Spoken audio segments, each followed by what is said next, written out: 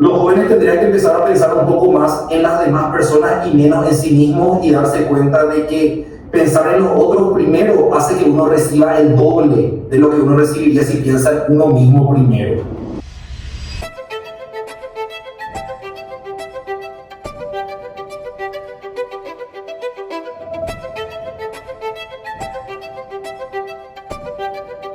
Porque hacer algo sostenible hoy en día es más caro que algo no sostenible. Esa es la realidad. Todo lo que sea positivo siempre va a sumar, ya sea la terraza jardín, el famoso techo verde, por ejemplo los balcones también con vegetación, todo lo que pueda sumar a lo que es medio ambiente siempre va a ser positivo.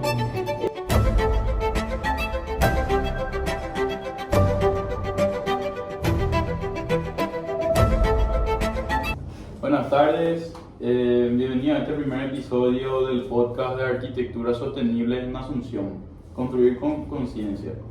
Bueno, nosotros somos los alumnos de la carrera de Arquitectura de la Universidad Católica Nuestra Señora de la Asunción y este programa forma parte de la asignatura de Comunicación Profesional. El objetivo es reflexionar cómo la arquitectura sostenible puede transformar nuestra ciudad, en especial Asunción, y cómo los profesionales del área pueden aportar a un desarrollo urbano más responsable.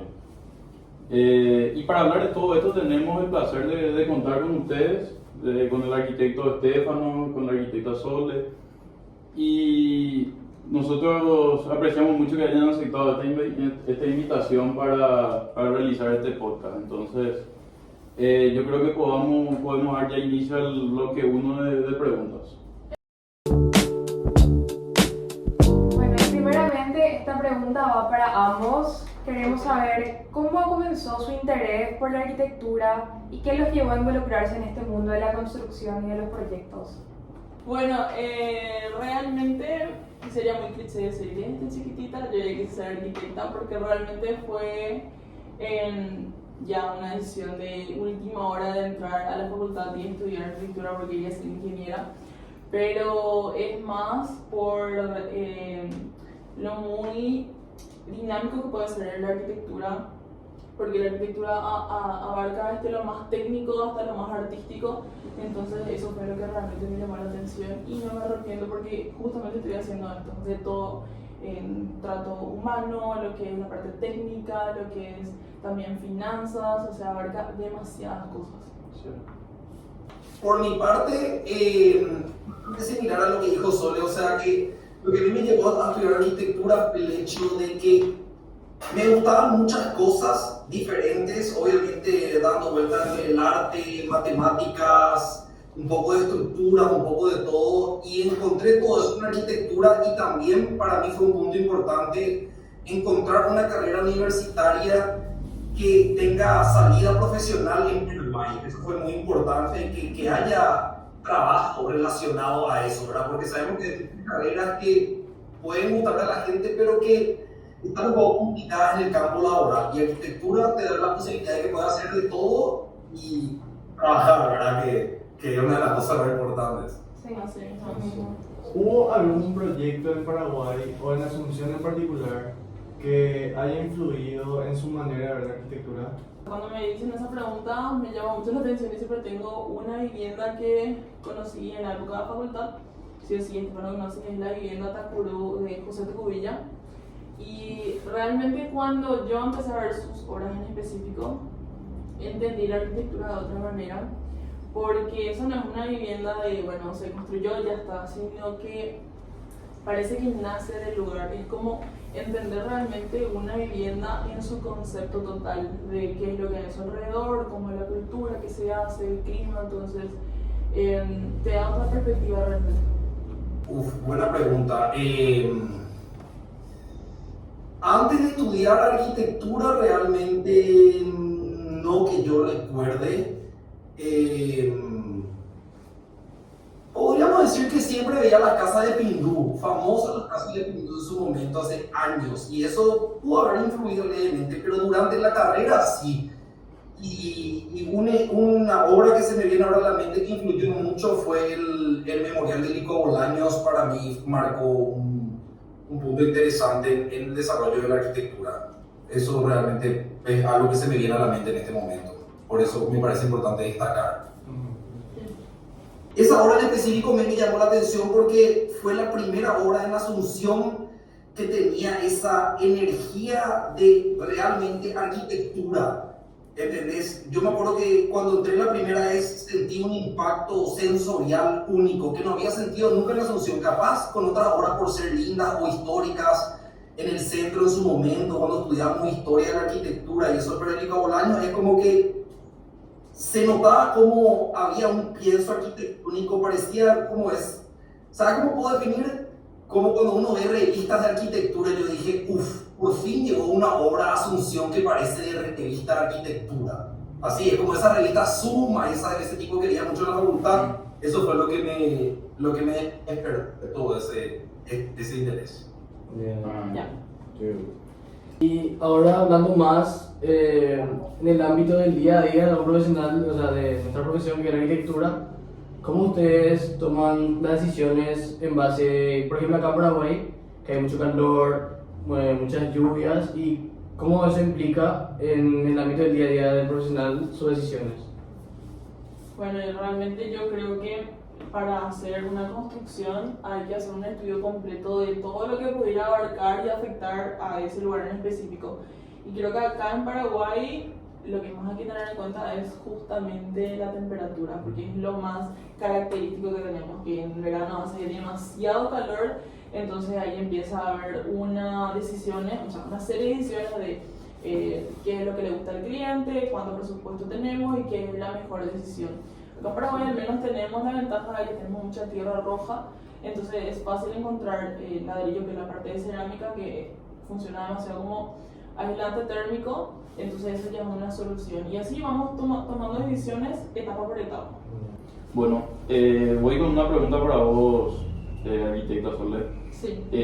Sentí que esta conciencia ambiental ha crecido entre los arquitectos y profesionales paraguayos en los últimos años, o todavía cuesta incorporar estas prácticas sostenibles en el país. Claro, de hecho la conciencia en sí está mucho más marcada porque, como te decía, al paso del tiempo se siente más todos esos efectos secundarios que nosotros vemos como la contaminación, ¿verdad? Sentimos mucho más calor que antes, Sí. entonces cuando uno va a construir su casa ya te dice el cliente, pero mira que en diciembre hace demasiado calor y yo no quiero pasar por eso. Pero sí cuesta, por ejemplo, no sé si usar la palabra imponerse como profesional de decirle al cliente, mira, esta es la mejor solución, esto es lo mejor que tenemos, porque hay un criterio de gusto del cliente que hay que saber respetar. Claro. Entonces siempre hay que buscar un punto medio o un punto de poder ofrecer la mejor atención posible al cliente, de cuáles son sus mejores opciones y qué es lo que él está buscando realmente. Ya. Claro, entiendo. Y ahora una pregunta para el arquitecto Estefano. Queremos saber también lo mismo, pero como vos sentís que es en Alemania. Ya que no sé si mencionamos, pero estamos con uno de los socios de la empresa que ahora mismo se encuentra en Alemania haciendo Un máster. un máster. Él nos va a contar un poco también qué está haciendo en Alemania y cómo percibe ahí la arquitectura en Alemania. Sí. Claro. Sí, yo ahora mismo estoy haciendo unos estudios especializados en lo que sería finanzas y arquitectura, como todo un nuevo campo, pero es muy interesante la pregunta y yo creo que, ¿saben qué pasa? En Paraguay la energía eléctrica es muy barata y eso hace que la gente no se vea tan motivada a lo que decía la arquitecta Soledad, que es a proteger sus construcciones desde la perspectiva medioambiental, porque no importa, o sea, si hace calor, prende la calefacción, si hace calor, prende el aire, si hace frío, prende la calefacción. Acá en Alemania se busca la mayor eficiencia energética porque todo cuesta mucho. Entonces, por ejemplo, lo que vi en todas las casas, y que tienen 50, 60 años, todos los muros que dan al exterior son de 40. No hay acá, perdón, acá no existe muro de 15, todo es de 40.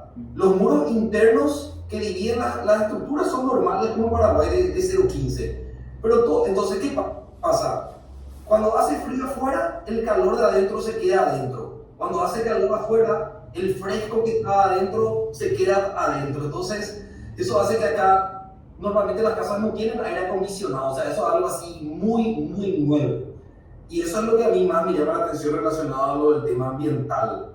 Que está muy pensado desde esa perspectiva en primer lugar. Tipo, todo parte desde poder hacer algo que esté realmente adecuado al sitio. En Paraguay mucha gente tiene miedo todavía de hacer un muro de 30 y dice, no, mi presupuesto capaz va a exceder mucho, pero no está todavía clara esa visión a 5 o 10 años. Y ni hablemos de paneles solares y eso. Acá, por ejemplo, eso es normal.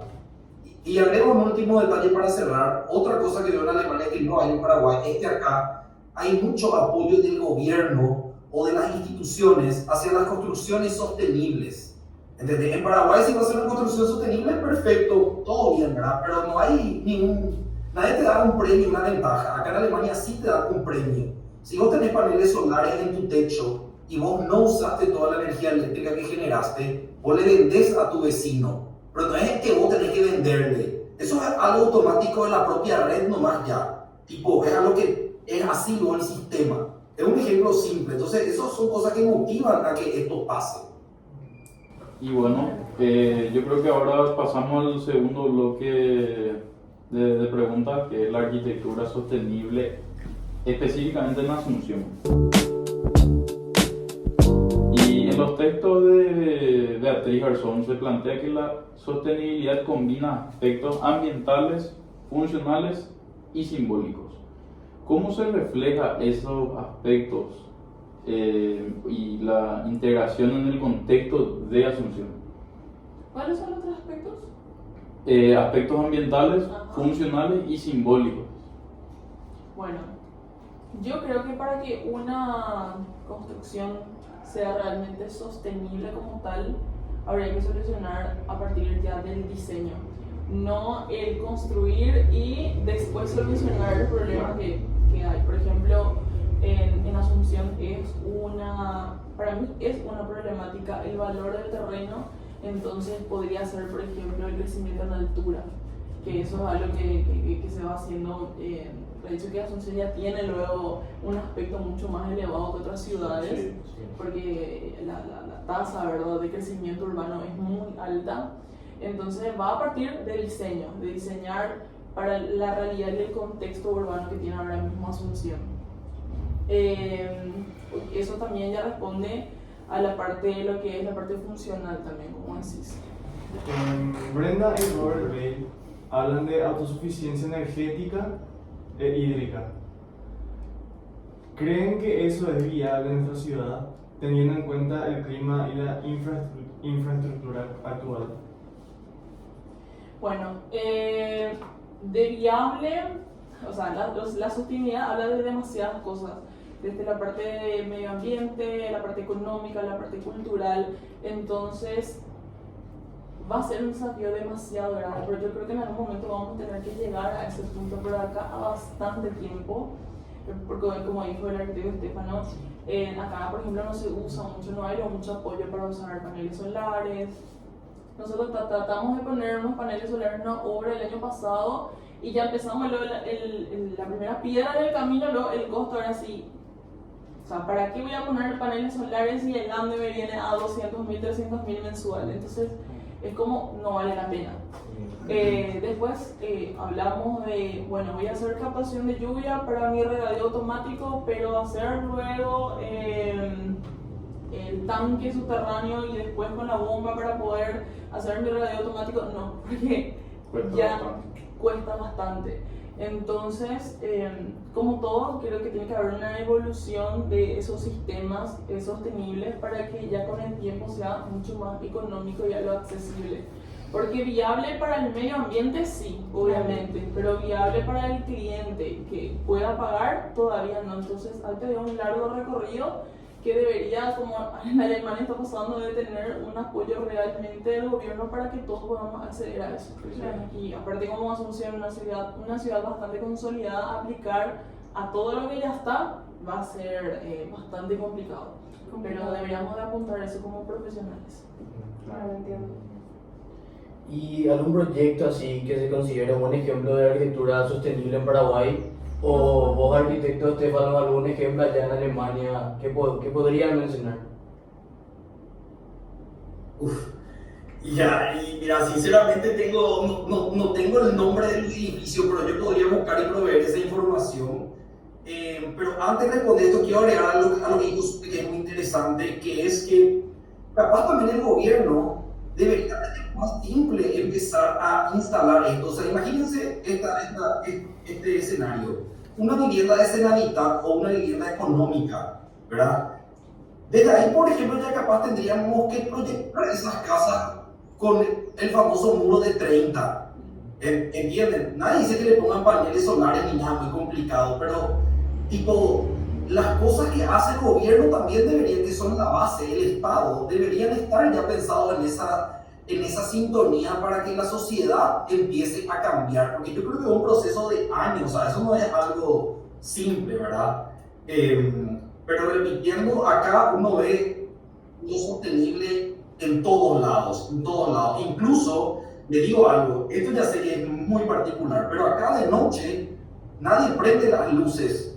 Vos salís a la calle y a las 12 de la noche las luces del alumbrado público se apagan. Hoy en Paraguay eso no es posible porque la inseguridad es libre, ¿verdad? Pero acá no existe inseguridad, entonces acá nadie tiene luces en su fachada. La gente solamente prende las luces de fachada si va a hacer un cumpleaños en su casa y le va a recibir a sus amigos. Si no todo apagado, ¿para qué querés iluminar afuera de tu casa y gastar la energía de prender tu pieza en el ambiente donde vas a estar, ¿verdad?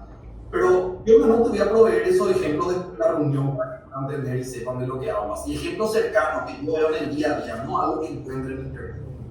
Me anoto eso y prometo a mí. Súper. Gracias. Bueno, y no sé si vos, que si estás acá en Asunción, un edificio que pienses y digas, wow, esto es un buen ejemplo de cómo deberían incursionar. Acá en Asunción en particular, la ubicación exacta no me acuerdo, pero el edificio de San Francisco, otra vez el arquitecto José Cubilla. Pero si tienen tiempo, pues quiero que miren todo lo que es el concepto como tal del edificio, de la materialidad del edificio, que usa bastante lo que es la tierra roja, como yo les dije, que es algo que hay bastante de acá en Paraguay, cómo se usa, cómo planteó la distribución para que haya una luego ventilación cruzada y otra ventilación tipo chimenea. Entonces yo creo que es un edificio que reúne todas esas indicaciones que nosotros estamos hablando para que sea realmente sostenible. Claro, entiendo. Bueno, justamente ahora que estaba hablando de materiales aquí, uno de los temas más complejos es el elegir los materiales, ¿verdad? Sí. ¿Y qué materiales sostenibles o locales vos recomendarías para construcciones en Asunción, considerando el clima nuevamente y los recursos disponibles acá en la capital? Claro.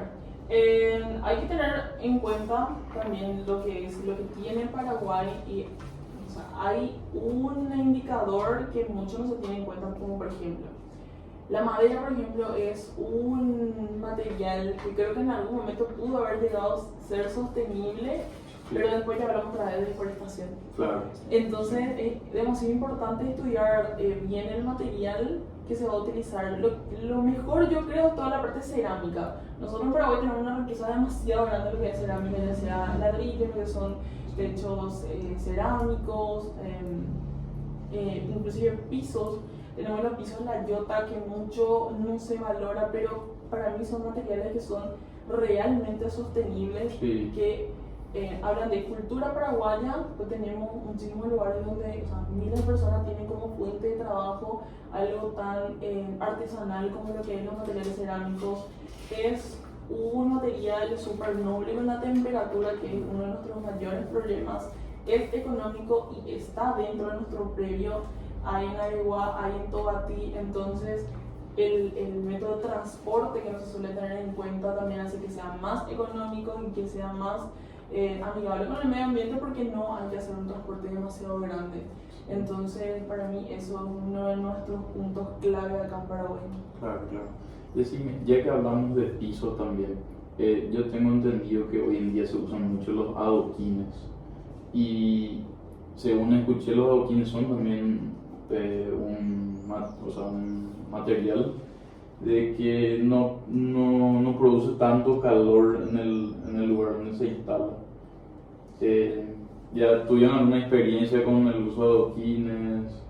Sí, generalmente usamos bastante adoquines, pero yo creo que se refiere más a los power, creo que son distintos, el que es adoquín de hormigón y el que es el power que, sí, es que me puede indicar el arquitecto Estefano, el que absorbe el agua para que no haya problemas después de lo que es captación de agua pluvial. Porque más que adoquines, yo utilizaría por ejemplo el ladrillo, porque se suele usar también el ladrillo mismo como piso, que también es bastante bueno y bastante económico, o sea, hablamos de algo súper sostenible en todos sus indicadores como tal, pero sí que vamos a utilizar. Yo creo que la magia también de usar esos materiales es que no requieren una base de hormigón. Entonces vos no estás sellando el suelo. O sea, imagínate un estacionamiento inmenso donde haces puro hormigón. Básicamente matás todo lo que hay por debajo, ¿verdad? Entonces, aunque está bien, los pisos ecológicos sí tienen perforaciones para que entre el agua bien visibles, pero a veces eso tampoco viene desde la perspectiva funcional. Pero un adoquín, al estar apoyado sobre arena lavada y solamente compactada eventualmente por esas pequeñas uniones que existen entre las piezas, filtra el agua. O sea, el agua filtra por cualquier lugar que puede. Eso podemos asegurar los arquitectos porque es nuestro mayor enemigo cuando filtra dentro de una construcción. Pero cuando filtra dentro del suelo, es bueno eso. Entonces, es confirmado de que obviamente colabora con la naturaleza, porque bueno, un piso hay que tener, si van a pasar vehículos encima, por ejemplo, peatones, hay que tener, pero lo mejor es buscar estas soluciones. Y ahora más, hablando ya de que sabemos que muchos arquitectos jóvenes quieren aplicar estos conceptos, ¿verdad? En un mundo ideal siempre estás buscando hacer algo sostenible, medioambientalmente, pero se encuentran con muchas limitaciones presupuestarias. ¿Cómo se puede lograr sostenibilidad sin elevar demasiado los costos iniciales? Bueno, creo que es un punto que ya había mencionado antes, que tener un proyecto de una vivienda a futuro debe ser desde el diseño y poder realmente nosotros como profesionales poder orientarle a nuestros clientes, porque el cliente va a venir, mira, yo vi esta casa en Pinterest y era una hermosa casa llena de vidrios y yo quiero así. Entonces es como poder comentarle realmente cuál es la realidad de nuestro país, de que va a hacer muchísimo calor, si un vidrio está orientado hacia el oeste va a ser un infierno ahí de tarde. Entonces, para que la persona pueda tener realmente los conceptos bastante claros y que pueda tomar la decisión más correcta posible. Y sí, es complicado, pero justamente para eso estamos nosotros, para poder orientarles y ver la mejor manera de llegar a esa vivienda, tanto estética, funcional y amigable con el medio ambiente. Es un desafío, pero para eso estudiamos. Claro. Se ve también que Asunción tiene muchos barrios con la problema de planificación y no hay tampoco tanto espacio verde acá en Paraguay. ¿Y cómo la agricultura sostenible puede ayudar a estas zonas? Bueno, eso también es un punto que yo ya mencioné, de por ejemplo las construcciones en altura, cuando ya hay demasiada urbanización y demasiado alto índice, ¿verdad?, de población en una ciudad, de tratar de no tocar lo que ya es verde, o sea, no volver a echar lo que ya hay y hacer construcciones nuevas, sino construir para arriba. Construir para arriba y toda la parte verde dejarla así como está. Y como yo dije, Asunción es una ciudad muy consolidada, entonces es un desafío muy grande, pero para eso estamos nosotros, para tratar de guiar lo más posible y en cada proyecto que nosotros tengamos orientar de la mejor manera para que eso en algún momento sea posible. Y también quisiera preguntar si hay alguna solución para esto también, para los edificios de gran altura, si se podría incorporar el famoso la terraza jardín. Eso también podría ser una pequeña solución. Sí, claro que sí. Todo lo que sea positivo siempre va a sumar. Ya sea la terraza jardín, el famoso techo verde, por ejemplo los balcones también con vegetación. Todo lo que pueda sumar a lo que es medio ambiente siempre va a ser positivo. Ya que hablamos de edificios en altura, podemos llegar a pensar que hacer ese tipo de intervenciones es un porcentaje muy pequeño de lo que va a ser el presupuesto completo de la obra. Entonces es pensar desde el inicio que ya sea un edificio sostenible, las orientaciones es demasiado importante, el tipo de desarrollamiento que va a tener, lo que había comentado el arquitecto de, qué sé yo, poder llegar a ser una mampostería más grande, que no sea de 15, para poder realmente que sea algo amigable con el clima que tenemos. Y bueno, hay muchas soluciones que se pueden llegar a hacer para ayudar, pero como te digo, todo lo que sea positivo va a sumarse siempre. Y en cuanto a tu experiencia, Sole, Sí. ¿cómo influye la orientación de los edificios y el diseño bioclimático en el confort térmico y el ahorro energético? Y es lo crucial por ahí. Como dije, si un edificio está mal orientado, después es una pesadilla estar ahí, porque ya llegamos a estar en refacciones, que por ejemplo tenemos unas vistas enormes hacia el oeste, por ejemplo, y tenemos que hacer parasoles otra vez para poder cubrir eso, porque si no es imposible estar ahí, porque capaz de una construcción que se hizo hace 10, 15 años, que no sea tanto calor como ahora. Entonces, qué sé yo, en diciembre, enero tenemos sensaciones térmicas de 50 grados inclusive. Y te imaginas estar en una casa de cristal a 50 grados, no hay aire que aguante, o sea, vas a poner al máximo, igual vas a sentir el calor. Entonces la orientación ya es lo primero que hay que saber solucionar al momento de hacer un proyecto. Porque lo que se hace es, obviamente, la implantación. O sea, ustedes que dan taller, lo primero que hacen es la implantación, dónde va a estar, las orientaciones, los vientos, y siempre tratar de respetar lo más posible la naturaleza. Si yo tengo un enorme árbol gigantesco, entonces tratar de yo respetar, porque siempre va a ser positivo. Entonces ya desde el inicio. Así es. Bueno, esta pregunta va para vos, arquitecto Estefano, como ya mencionaste algo del tema. Sí. ¿Cree que las políticas públicas o normativas municipales favorecen o dificultan el desarrollo de los proyectos sostenibles? Dificultan, 100%, pero te doy ejemplos. Por ejemplo, yo creo que un proyecto sostenible de entrada en la municipalidad debería tener prioridad 1, ¿entendés? O sea que una carpeta de un proyecto sostenible debería avanzar mucho más rápido que un proyecto no sostenible. Eso automáticamente motivaría que todo el mundo quiera hacer su proyecto sostenible. Claro. Así, si partimos desde esa base, ahí ya vemos las trabas. Y después, diría que eso es lo principal. Y después también en la parte de impuestos o de beneficios en cuanto a lo que es costos energéticos, no hay, o también, por ejemplo, a veces hay estímulos del Estado o complementos que podrían darle beneficios a ciertas obras como para que se sientan motivadas a ser más sostenibles, como te digo, en los impuestos o en la velocidad, en la atención que se le brinda. O te doy un ejemplo, imagínate que vos vas a construir un edificio de 10 pisos en una zona X. La municipalidad te dice, si tu edificio es sostenible y cumple estas características, puedes hacer 13. Sí. Ahí yo creo que mucha gente se va a ver más motivada, ¿entendés? Pero si todas las personas son, o todos los profesionales de la arquitectura son tratados como por igual en estas situaciones, no hay mucha motivación, porque hacer algo sostenible hoy en día es más caro que algo no sostenible. Esa es la realidad.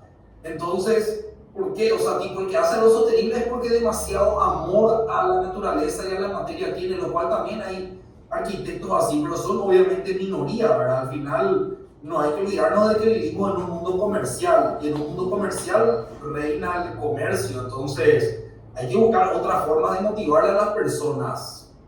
Así que yo creo que es 100% desfavorable, 100%. Sí, así mismo. Claro. Bueno, y como parece que la sostenibilidad no es solo una técnica, sino también es un cambio cultural, como estuvieron diciendo. Entonces, por eso queremos cerrar hablando justamente de esa transformación y qué es lo que se puede hacer los jóvenes como para facilitar ese cambio y comenzar, ¿verdad? Porque sabemos bien que ahora, como dijo el arquitecto, no hay prioridad a los edificios sostenibles y esa iniciativa de hacer algo que ayude al medio ambiente, ¿verdad? Así mismo. Bueno, empiezo yo, así vamos a nuestra opinión. Para mí el conocimiento es poder. Que nosotros ya conozcamos las formas de este diseño, los materiales, que sepamos qué hay en Paraguay que podamos usar, para mí ya es un punto positivo. Porque si ya estamos luego en un país que es medio desfavorable a hacer y no conocer otra vez ya es así un pecado muy grande. Entonces, el conocer y tratar de meter de alguna forma en puntos sostenibles en cada uno de nuestros proyectos. Como dije, cualquier cosa va a sumar siempre. Y si todos los arquitectos pudiéramos tratar de hacer nuestro intento y meter formas de arquitectura sostenible, en algún punto la mayoría va a ser sostenible.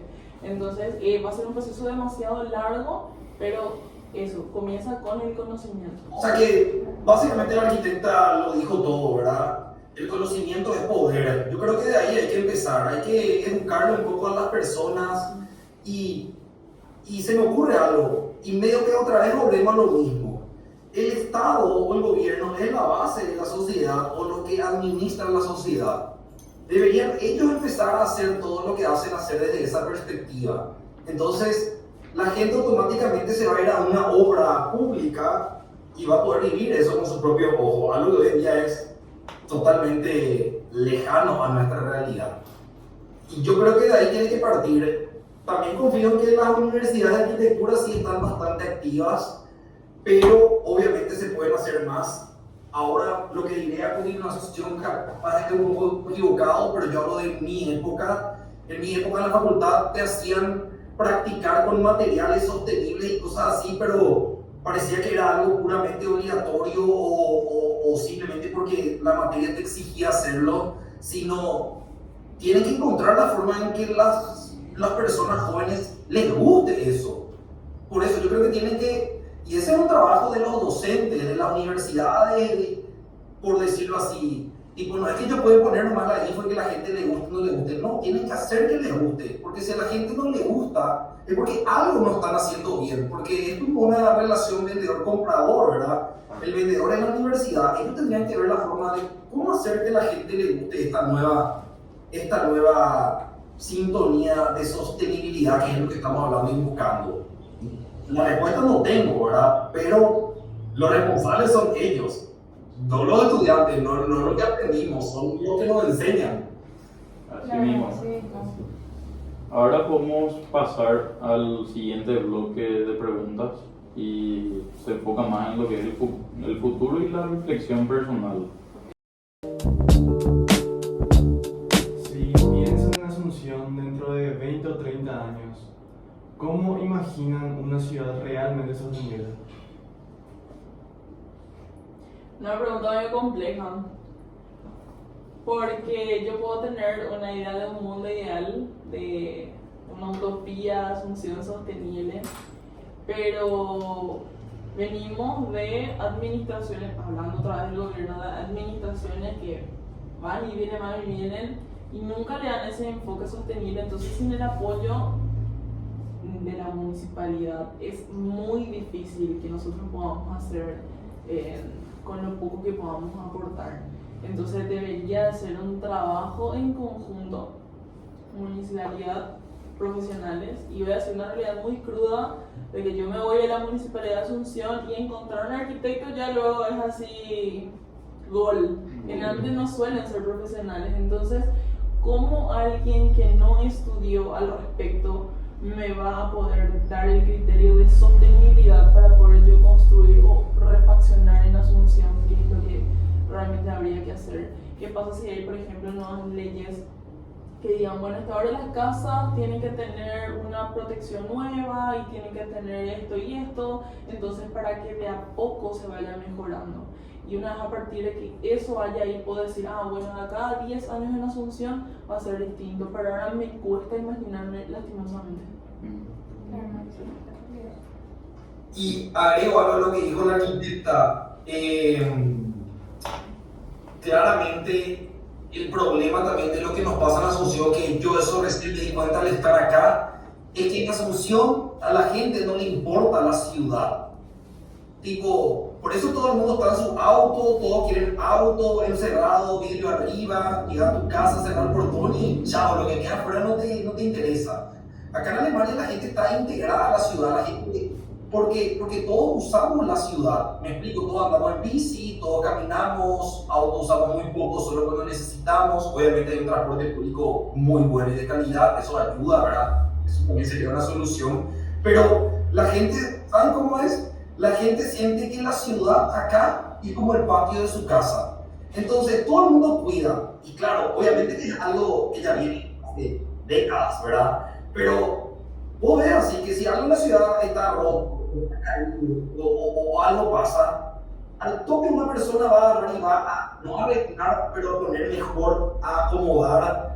Si un basurero se rompió y se cayó la bolsa, va a volver a levantar. Cosas muy simples, porque la gente tiene ese sentido de pertenencia hacia su ciudad y está conectada también con la misma. Ese también es el problema que en Asunción no estamos conectados, tipo, estamos aislados de la ciudad. Y un gran tema, son muchos factores todos combinados, ¿verdad? Sí, qué bueno realmente que podamos tener una comparativa de cómo funciona en un país que podamos decir de primer mundo y realmente enfocarnos en cuáles son las diferencias, qué es lo que estamos haciendo mal y qué ellos están haciendo bien, ¿verdad? Porque hablando mucho de sostenibilidad, si bien hablamos de vivienda sostenible, es demasiado importante el conjunto general de la ciudad, empezando desde el urbanismo, de cómo se soluciona la ciudad para que uno pueda después llevarlo a su casa. Así mismo. Sí. Y como ahora estamos en la época de las tecnologías, de inteligencia artificial, todo eso, ¿cómo ustedes piensan que esto funcionaría en el ámbito de la arquitectura del futuro? Bueno, para mí la inteligencia artificial es un mecanismo más nomás, es una ayuda, pero al final nosotros hacemos el pienso real, porque la inteligencia artificial no está en la calle viviendo lo que nosotros vivimos. Yo cuando me voy a ciertas partes, y es cierto lo que dice el Arqui, yo no me quiero bajar de mi vehículo a pasar calor, a estar en la vereda toda rota, entonces es algo muy sensorial, de lo que uno siente en la ciudad. Entonces es una herramienta, pero se queda ahí, va a seguir siendo una herramienta, al final nosotros somos los que tenemos que trabajar. Claro. Bueno, y la siguiente pregunta va para el arquitecto Stefano, ¿no? Bueno, ¿qué consejos nos darían a nosotros estudiantes que queremos comprometernos con la sostenibilidad en el trabajo? Y yo creo que tiene que ser una combinación de amor y técnica, porque tiene que ser una combinación de querer algo mejor. Yo creo que por ahí viene el lado del amor, de buscar mejorar, también de buscar destacarse. Y obviamente si los jóvenes quieren pertenecer a los grandes grupos, hablando de arquitectos del mundo, la tendencia ya está clara, ¿verdad? O sea que el que se va en contra de la tendencia no es no va a poder pertenecer. Y en cuanto a la técnica, desde ya intentar buscar estos cambios que decimos, porque es obvio, o sea, todo el sistema que gobierna o que maneja Asunción ya no va a cambiar. Lo que va a cambiar es cuando ustedes dos, por ejemplo, que le veo en la cámara, en 20 años uno esté en un cargo del Estado relacionado a algo medio ambiente y el otro esté en algo de obras públicas y realmente hagan de verdad su trabajo bien como tienen que hacer, ¿verdad? Entonces, ahí yo creo que está el tema. Y al final de eso vuelvo a traer a la base de todo, que es el amor por tener una mejor sociedad, un mejor país, una mejor capital. Y lo bueno por lo menos que tenemos nosotros es que tenemos la posibilidad de hacerlo. Imagínense que hay ciudades donde hay personas que básicamente ya no tienen la oportunidad de cambiar ni en un siglo más o menos, ¿entendés? No hace falta de citar los países, ¿verdad? Pero Paraguay tiene la oportunidad de cambiar y de salir adelante porque tiene, y cierro con esto, Paraguay tiene el mayor plus de que es un país que comercialmente ahora recién está empezando y está entrando mucho capital. Falta que haya gente que quiera nomás destacarle al país en todo eso. O sea, yo cierro con esta conclusión de que los jóvenes tendrían que empezar a pensar un poco más en las demás personas y menos en sí mismos y darse cuenta de que pensar en los otros primero hace que uno reciba el doble de lo que uno recibiría si piensa en uno mismo primero. como ley de vida, ¿verdad? Dar y luego recibir. En este caso, darle a la sociedad algo para recibir mucho más. Ese es mi consejo. Así es, muy cierto. Bueno, yo creo que ya bastante preguntas te respondieron y ya aprendimos. Y nada, para cerrar con este episodio, queremos agradecerle de corazón a la arquitecta Sole y al arquitecto Estefano por compartir su mirada, su experiencia y su pasión por la arquitectura en Paraguay. Y también por darnos su tiempo, ¿verdad? Que es bastante valioso hoy en día. Y nada, cada palabra nos invita a repensar cómo construimos, cómo habitamos y cómo transformamos nuestro entorno. Y por supuesto, gracias también a quienes nos escuchan y nos acompañan desde el otro lado. Que estas ideas sigan resonando, inspirando y construyendo nuevos caminos. Gracias. Gracias. A ustedes. Gracias, arquitecto. Gracias, un gusto, de verdad. Gracias. Un gusto, arquitecto Estefano.